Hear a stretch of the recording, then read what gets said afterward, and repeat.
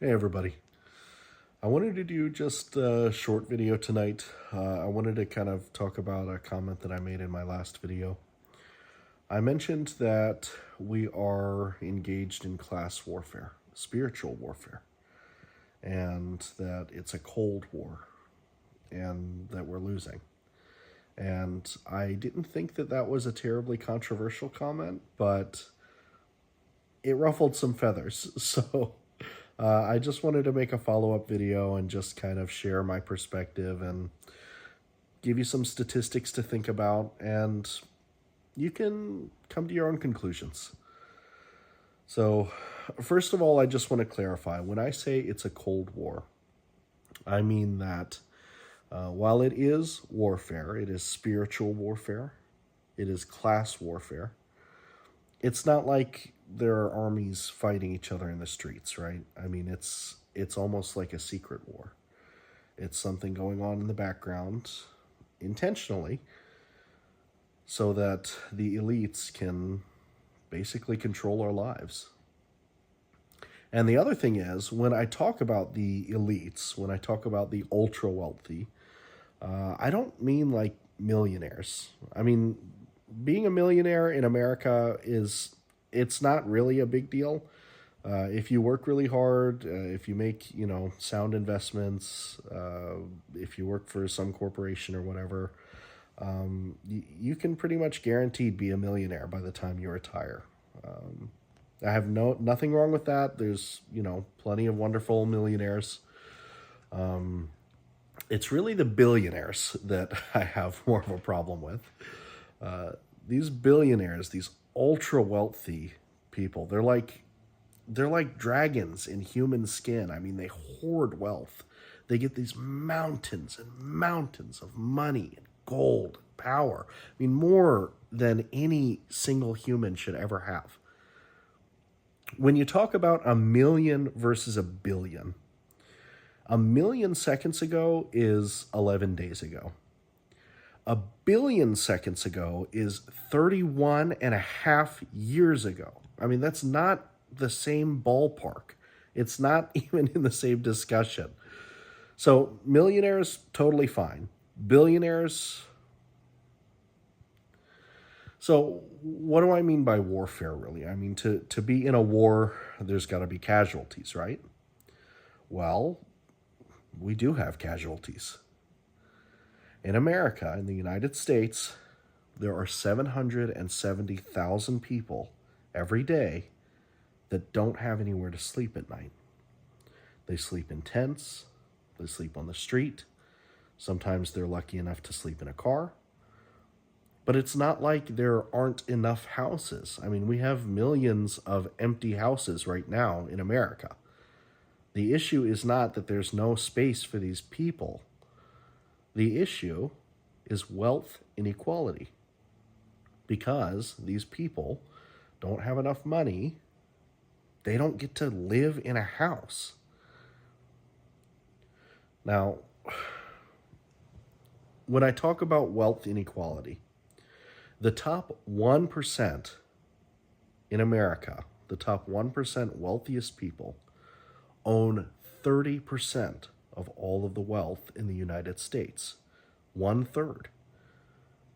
Then when you add the next 9%, that adds another 36% of all of the wealth in America. So, in simple terms, the top 10% of the wealthiest people in America own 2/3 of all of the wealth. And they leave the last 1/3 of wealth for the 90%, the rest of us. We get to squabble over the scraps.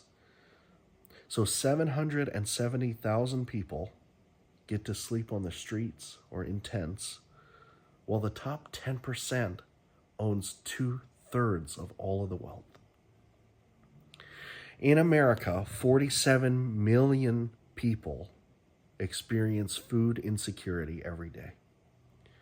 Food insecurity means that they are going hungry and they don't know where their next meal is going to come from. And of those 47 million people, 14 million are children. So a lot of talking points are like, these people made bad decisions in their life and it led them down a bad path or whatever. Children don't make decisions that lead them to experience food insecurity. And every day, 1 in 5 children will experience it. And again, it's not because of a lack of resources. I mean, you have these corporations, these fast food companies insisting you need to throw away the leftovers because heaven forbid you give away free food to somebody who needs it. No, you need to put it in the trash. You need to give it to the rats instead. Because that's what these corporate overlords and these oligarchs think of you. They think of you as less deserving than rats. And speaking of which, when you want to come down to actual casualties of war, there are 45,000 people in America every year that die because they don't have access to health care because they don't have health insurance. So it's not like we don't have hospitals. I mean, people are getting health care every single day. But these 45,000 people have been deemed unfit to live because they don't have money to give to these corporations, these billion-dollar corporations. So what do we do about it? I mean, first of all, you have to have class consciousness, right? You have to understand whose side you're on. You will never be a billionaire. Thank God for that. You will never be part of that ultra-wealthy 1% who control the media that you see, who control the narratives that you see. We are on a team against that 1%. So when you think about where you're spending your money, please try and give it to those mom and pop shops. Try and give it to the people around you instead of this faceless corporations. And that's the other thing, is just keep in mind, we as people need to be connected. The best way to connect with people is to engage in spirituality.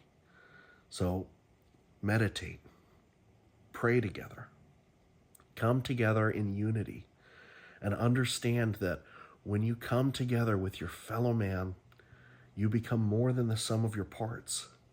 You become so powerful, more powerful than these faceless corporations. Finally, keep in mind, when you change your perspective, your reality changes. You hold that power.